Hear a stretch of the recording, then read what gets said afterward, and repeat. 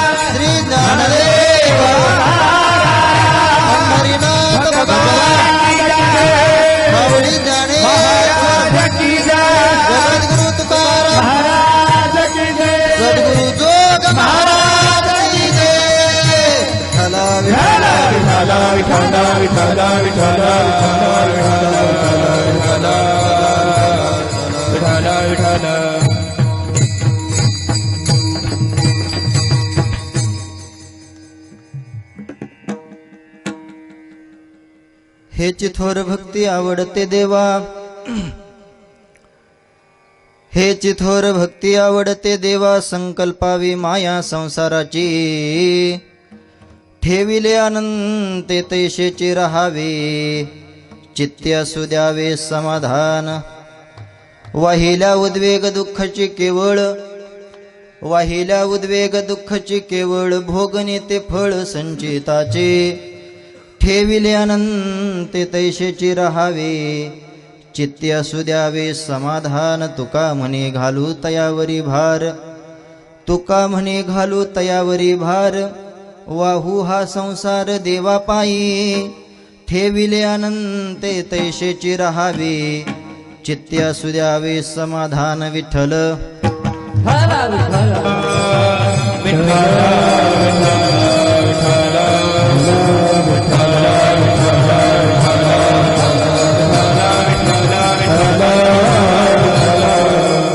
यौंत प्रविश्य मम वाचमिमां प्रसुप्तां, संजीवयत्यखिल शक्तिधर स्वधाम्ना, अन्याउष्य हस्तचरण श्रवणत्वगादीन्, प्राणान्नमो भगवते पुरुषाय तुभ्यं, विभं वेणुनादं चरन्तं दुरन्तं, स्वयं लीलया गोपवेशं दधानं, गवावृन्दका नन्ददं चारुहासं, परब्रह्मलिंगं भजे पांडुरंगं, पांडुरंगा करू प्रथम नमन, पांडुरंगा करू प्रथम नमन, पांडुरंगा करू प्रथम नमन, करू प्रथम दुसरी चरण संतिया, संततिया दुसरी चरण संततिया,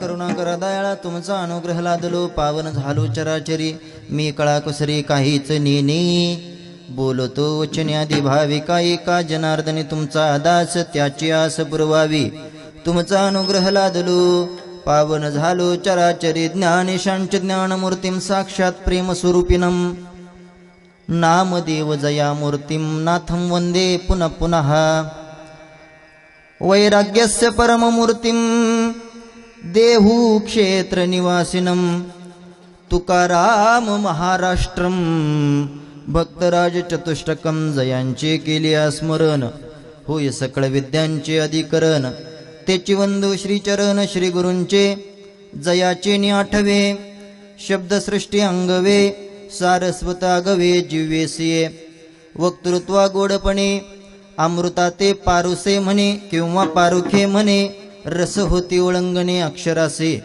भावाचे अवतरण अवतरविती निज खून, हाताचडे संपूर्ण तत्वबोध. श्री गुरूंचे पाय जय हृदय गिवसोनी ठाय. तय एवढे भाग्य होय उन्मेषासे ते नमस्कारोनी आता. वैराग्याचे महामेरू श्रुती शास्त्र जयाचे गोचरू. असे श्रीमंत श्री सद्गुरु श्री जोग महाराज की जय. सोनो पंत तथा मुनि जनतया मामासे बोलती. नामे शंकर शंकरा शुभ करा निसंग जो संगती. पुण्यश्लोकीचा पुण्यनगरीचा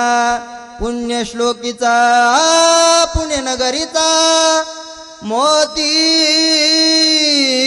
खरा शोभतो. आयशा संतवरा शुभ करा दांडे करा वंदितो. शेवे लागी सेवक झालो. देवे लागी सेवक झालो. सेवे लागे सेवक झालो. सेवे लागे सेवक झालो. तुमच्या लागलो निज चरणा. तुमच्या लागलो निज चरणा. अहो स्वामी तुक या देवा. यावरी न करावा अवे. तुमच्या लागलो निज चरणा.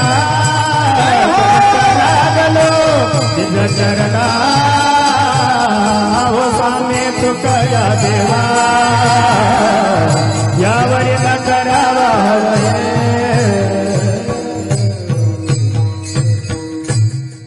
हेची थोर भक्ती आवडते देवा. हेची थोर भक्ती आवडते देवा. संकल्पावे माया संसाराची. ठेविले अनंते तैशेची राहावे.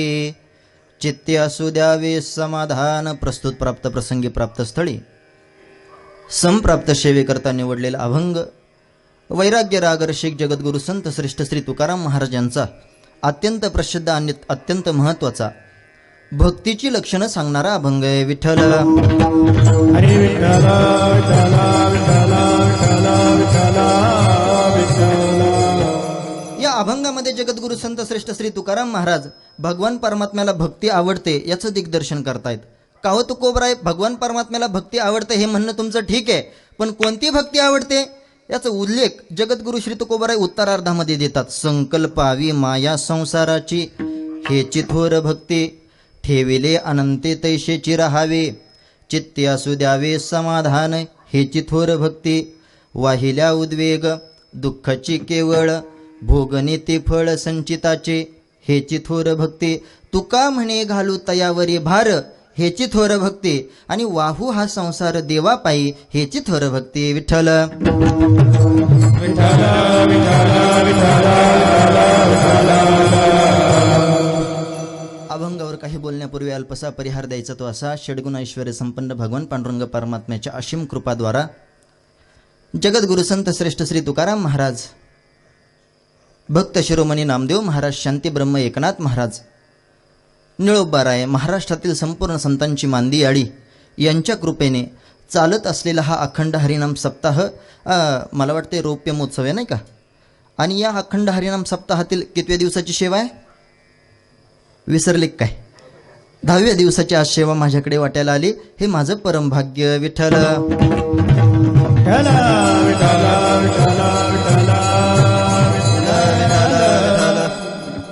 या अभंगामधून जगद्गुरु संत श्रेष्ठ श्री तुकाराम महाराज भक्तीचं दिग्दर्शन करतायत. थोडं ऐका, बारकाईने ऐका. काय आहे भक्ती, काय करते? ऐका, भक्ती काय करते तर मधुसूदन सरस्वती गोड सांगतात. भक्ती काय करते? भगवान परमात्म्याची प्राप्ती करून घेण्याकरता अनेक साधन आहेत, पण भक्ती साधन मुख्य आहे. मोक्ष कारण सामग्र्या भक्ती रे वगैरे स्वस्वरूपानुसंधानम भक्तिरित्या विधीयते. स्वरूपाचं अनुसंधान म्हणजे भक्ती. म्हणजे कशी? तैल धारावत. आपल्याकडे 2 धारा प्रसिद्ध आहेत, एक पाण्याची धार आणि दुसरी तेलाची धार आहे की नाही. तुम्ही पहा, एखादी माता जर स्वयंपाक करण्यासाठी बसली तर कढईमध्ये तेलाची धार टाकते, बरोबर आहे की नाही. तेलाची धार टाकते. तेलाची धार टाकत असताना मला सांगा, तेलाची धार तुटक तुटक पडते की सलग पडते हो? हाला डोला काहीतरी बोला. कशी पडते? स्वयंपाक करत नाहीत का? सलग पडते, बरोबर आहे. आता फोडणी दिली, आता पाणी टाकायचंय, ती पाण्याची धार तुटक तुटक पडते की सलग पडते? तुटक तुटक पडते. सरळ सरळ उत्तर आहे. भक्तीचं तसंच आहे. आपली भक्ती पाण्याच्या धारेसारखी नसावी. ऐका, आपली भक्ती पाण्याच्या धारेसारखी नसावी, आपली भक्ती तेलाच्या धारेसारखी असावी. अंतकरणामधून निघणारी प्रत्येक वृत्ती भगवान पांडुरंग परमात्म्याच्या चरणाला जाऊन समर्पित व्हावी. याला म्हणायचं भक्ती. विठ्ठल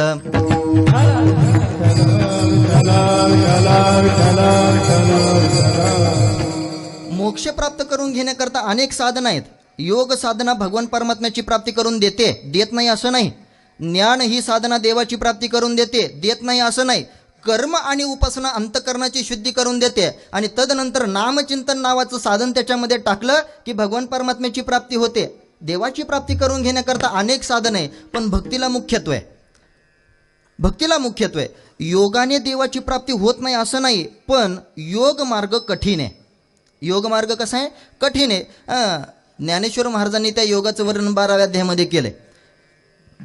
सगळ्यांना ओवी पाठ आहे. मला माहिती आहे आपण सगळेजण सुज्ञ श्रुते आहात, बहुश्रुत आहात. योगाची या वाटा ओवी पाहून घ्या, मला वेळ घालवायचा नाही.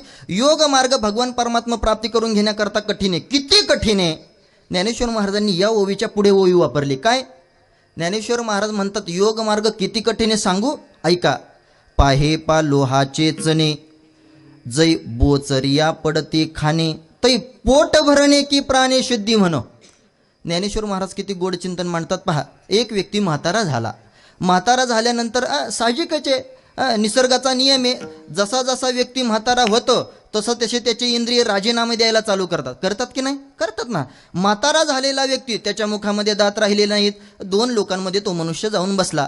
त्या म्हाताऱ्या व्यक्तीने शेजारच्या मनुष्याला सांगितलं, अरे मला भूक लागली. भूक लागले म्हटल्याबरोबर शेजारच्या मनुष्याने खिशामध्ये हात घातला आणि खिशामधून मूठ अशी बाहेर काढल्याबरोबर तो म्हटला, तुम्हाला भूक लागली ना? म्हटले हो. हे घ्या चणे. याच्या मुखामध्ये काय नाहीत? दात नाहीत. हात खाण्यासाठी काय देतोय? चणे खाण्यासाठी देतोय. ज्ञानेश्वर महाराज म्हणतात ते चणे तुम्ही आम्ही खातो ते नाही. पाहे पा लोहाचे.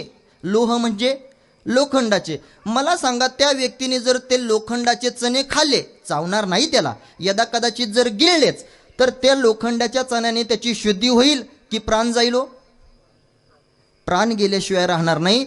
ज्ञानेश्वर महाराज म्हणतात योगाच्या मार्गाने भगवान परमात्म्याची प्राप्ती होत नाही असं नाही, होते, पण योग मार्ग कठीण आहे. विठ्ठल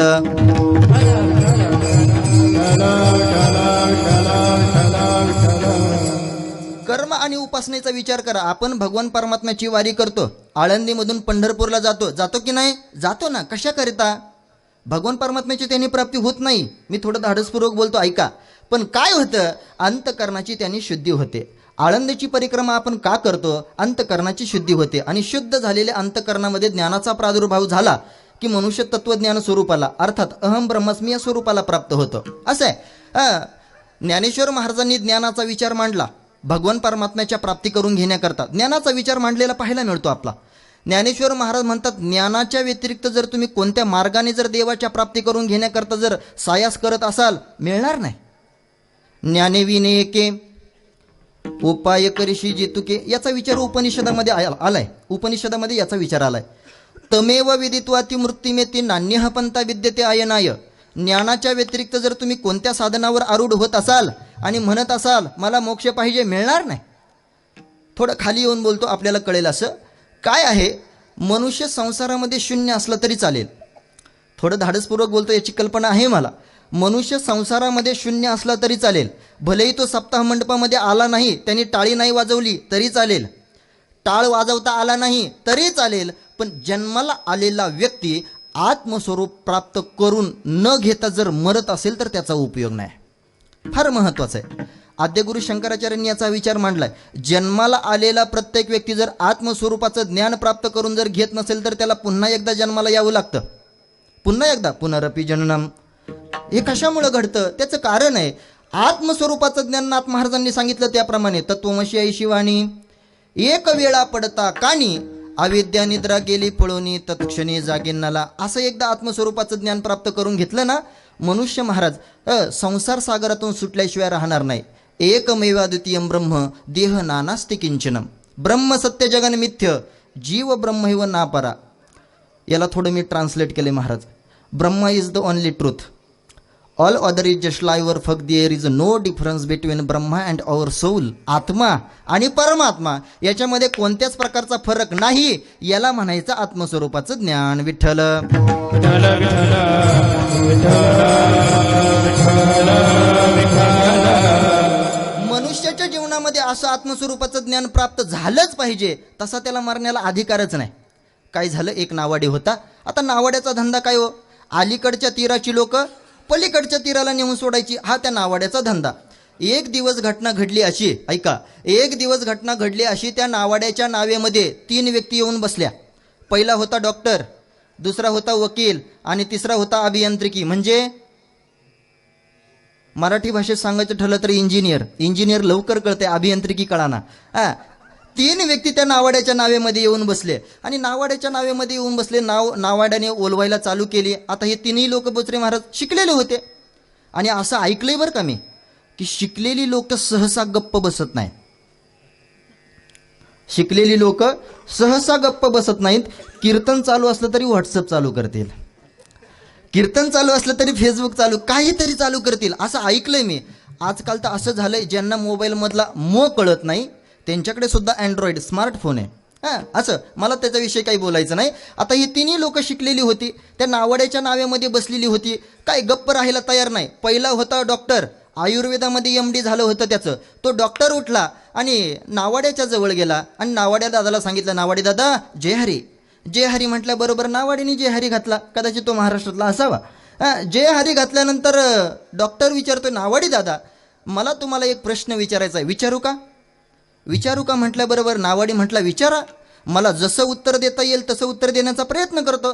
असं म्हटल्यानंतर डॉक्टरनी प्रश्न विचारला. तो आयुर्वेदामध्ये MD होता.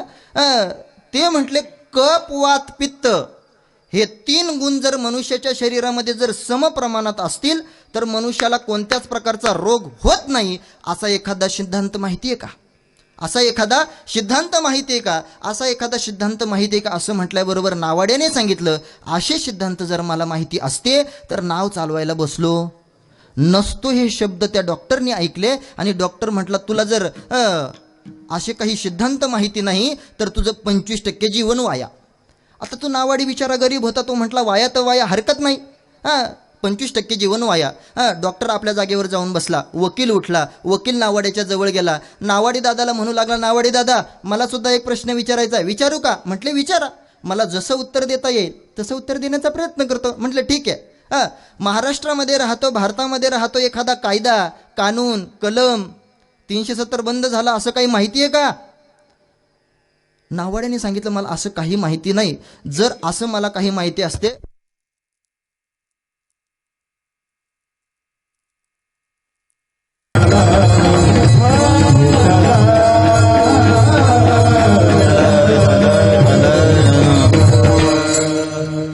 काय चाललं होतं आपलं म्हणा कीर्तन.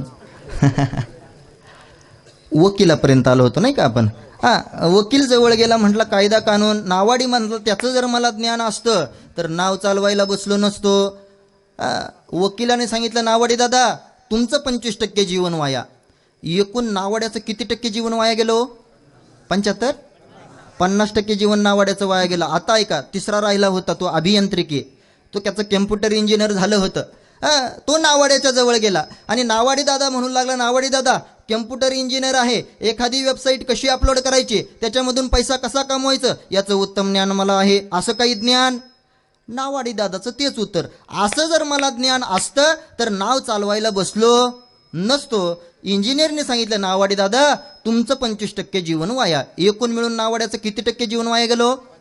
आता 75% जीवन नावाड्याचं वाया गेलं. आता ऐका, आता दृष्टांत चालू झाला. नाव नदीच्या ऐन मध्यभागावर आली. सोसाट्याचा वारा सुटू लागला. अचानक पाणी वाढू लागलं. पाऊस कोसळू लागला. नावाड्याने विचार केला, 25 वर्ष झाले नाव चालवतो, एवढा सोसाट्याचा वारा कधी सुटला नव्हता, एवढं पाणी कधी वाढलं नव्हतं. काय करावं? आपलं ठीक आहे हो, पण या तिघांचं काय?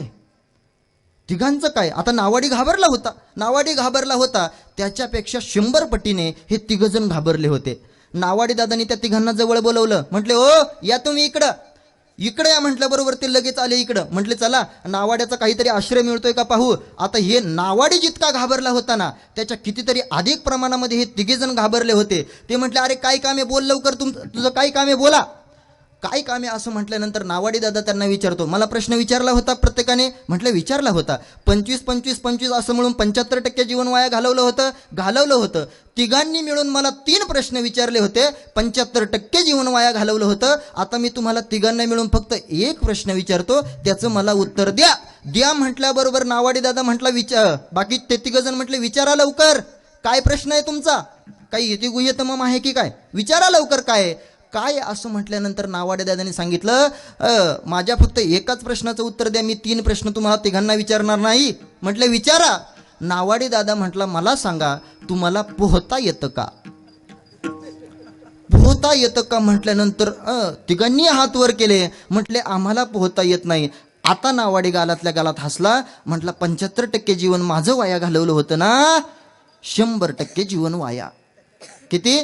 100% जीवन वाया. माझा दृष्टांत संपला. सिद्धांत आहे का, मनुष्याच्या जीवनामध्ये संसाराचं ज्ञान शून्य असलं फरक पडत नाही.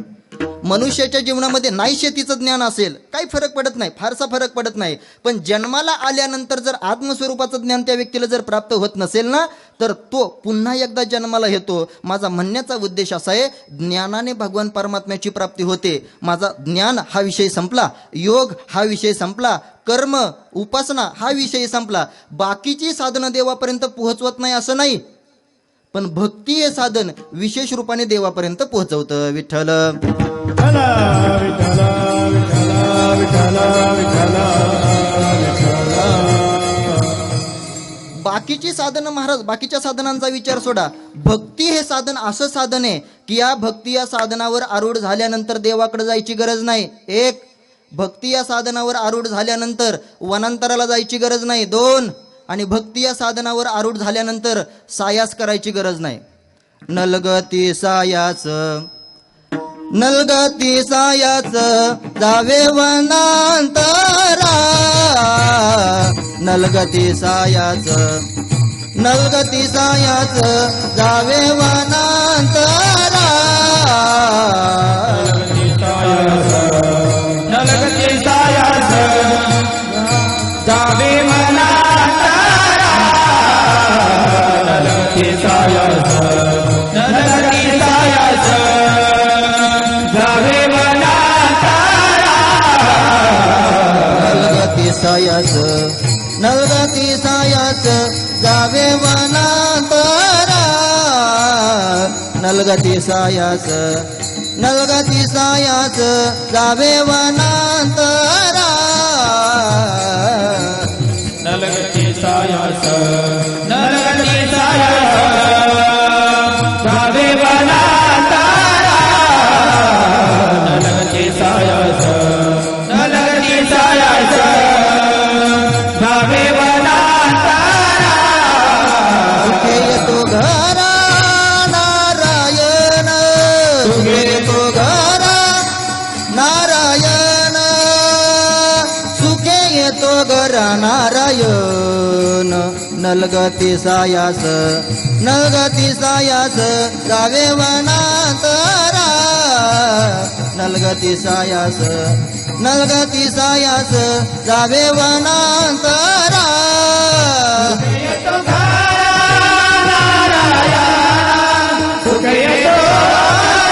नारायण, सुख येतो घरा नारायण, नलगती सायास जावे वनांतरा, नलगती सायास जावे वनांतरा, नलगती सायास जावे वनांतरा, सुखे येतो घरा नारायण. बाकीची साधनं महाराज अशी नाहीत. कशी? बाकीच्या साधनांना अधिकार संपन्न व्हावं लागतं, पण भक्ती या साधनाला कुठं जायची गरज नाही. ठायेचं बैसवणी करा एक चित्त, आवडी अनंत आळवावा, तुका म्हणे सोपे आहे सर्वाहुनी, शहाणा तो धनी घेतो येते.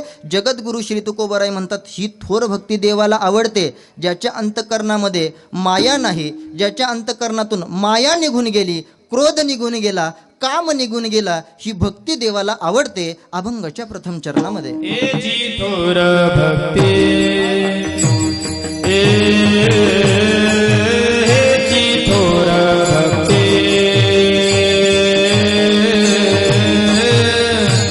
आवडती देवा देवा एची थोर भक्ती जय हो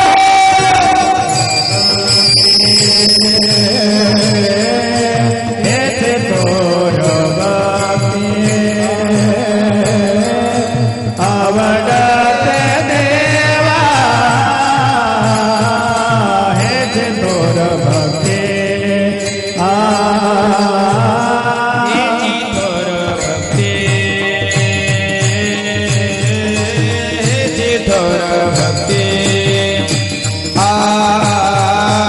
आवडते देवा देवा देवा हेची थोर भक्ती हेची थोर भक्ती हेची थोर भक्ती हेची थोर भक्ती आवडते देवा हेची थोर संकल्पावी माया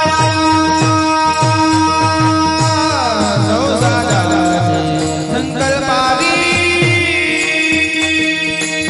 माया संसाराची ठेविले अनंते ठेविले अनंते रहावे रहावे ठेविले अनंते संसाराचे संकल्पावी माया संसाराची संकल्पावी माया